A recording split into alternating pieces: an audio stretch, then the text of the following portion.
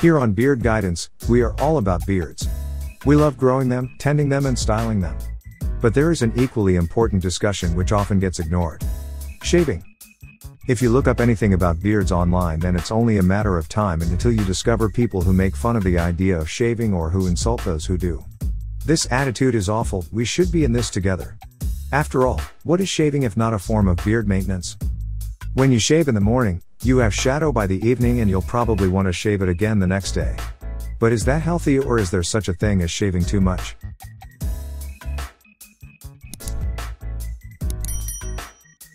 How often you shave should be determined by the length you want your facial hair to be. If you don't mind a little stubble, then you can go longer without shaving, once or twice a week. But if you want that clean-shaven look, then you will need to shave every 1 to 3 days. Shaving too often increases your risk of damaging the skin or stressing it out, the latter of which can lead to acne problems. However, if you shave properly by developing a pre- and post-shave routine, then you will mitigate this damage and be able to shave as much as you want without consequences. To learn more about how shaving stresses out your skin and how you can prevent it, stick around. We'll explore both of these in length and tackle questions such as how to slow down your facial hair growth so you don't have to worry about shaving so much in the first place. Why shaving damages your skin and how to avoid it. The main factor that will determine how often you should shave will be how quickly your hair grows. If you are a slow grower, then you can get away with shaving less often. If you are a fast grower, then you'll need to more often. If you are a fast grower, however, you must be careful with shaving too much as it can damage your skin. Just how does this damage occur? Shaving your facial hair is not harmful in and of itself. Though, if your razor pulls at your hair, then it could lead to ingrown hairs and other issues. But pulled hairs are a sign of a problem with your razor and shouldn't be thought of as damage caused by the shave itself. The problem with shaving comes from what happens to the skin underneath the hair. If you have ever dry shaved, you've probably noticed how it leaves your skin feeling raw, sore, red and itchy. This is because what we are doing in the process is removing a lot of the dead skin that was on our face. You might think that dead skin is a bad thing, but it really isn't. It can be annoying when it is bad enough to flake and become dandruff, but we actually want that dead skin to be on there for a little while. It offers protection to the layer of skin underneath that is often still developing. This isn't developing as in not present, but rather it is softer and more tender and needs to harden a little more naturally. We do moisturize our faces to help them feel nice and soft, but we want its natural state to be a little rougher. When we shave too often, we keep irritating the skin because we remove this skin too much. This results in that awful red look that is never ever aesthetically pleasing. So shaving too often can cause this, but there is a catch. The problem isn't so much that you are shaving too often, but that you are shaving too often without the proper care and technique. You should prepare your skin prior to shaving by developing a pre-shave ritual. Get yourself some pre-shave oil, like the Art of Shaving pre-shave oil, and use it before every shave. Also make sure that you use shaving cream to moisturize the skin and help your razor glide smoothly. When you finish your shave, you'll want to apply some aftershave, as this will help disinfect any nicks or cuts, and it'll help to soothe the skin and reduce irritation and redness. For more information about how to use aftershave properly, check out the video about, can you use beard oil as aftershave? I want to shave less often, is there anything I can do to slow down my facial hair growth? Technically, you could slow down your facial hair growth by eating terribly. Consuming too many sugars, avoiding vitamins and essential fatty oils will all help to slow down how quickly your beard grows. But that's a horrible option that puts your health at risk. For better results, consider waxing off your facial hair. Let it come in a little bit so it is easier to pull, say 2 or 3 days growth, and then get it waxed. We only cut the hair when we shave, and so the root of the hair is left in the skin, so it only needs to grow more hair. When you wax, you pull the root of the hair right out of the dermal layer.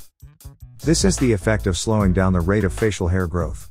Instead of seeing new hairs poking out of your face within a couple of days, it will take roughly a month for them to return. It takes much longer for an entirely new hair to form, as the root within the skin needs time to grow before it pokes out. Waxing is your best bet if you want to shave less, but it will hurt more than shaving does. I shaved my stubble beard and now my facial hair looks thicker. What gives? This is an optical illusion which has led to one of the most prevalent myths surrounding facial hair. People keep spreading the idea that shaving makes facial hair grow back thicker, but this just isn't true. The reality is that your facial hair is exactly the same size it was before. The problem here is that the root of the hair that you are seeing after your shave was hidden before. Now that there isn't a beard in the way, you can see how thick the root is. Hair is always thickest around the root. It thins out as it grows, sort of the same way that a pyramid is the thickest at the bottom and the thinnest at top. When you shave, you don't make the hair grow back any faster. You simply reveal it as it always was. If this bothers you, then I suggest you stick with waxing. Do I still need to apply beard products if I've shaved? For the most part, there is no point to applying beard products if you just shaved.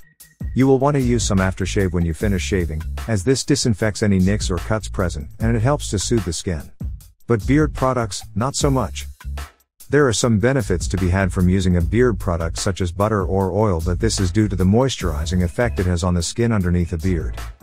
If you have shaved off your beard, then you're better off simply using a proper moisturizer such as Brickell or Wilder's. How can I get the closest shave possible?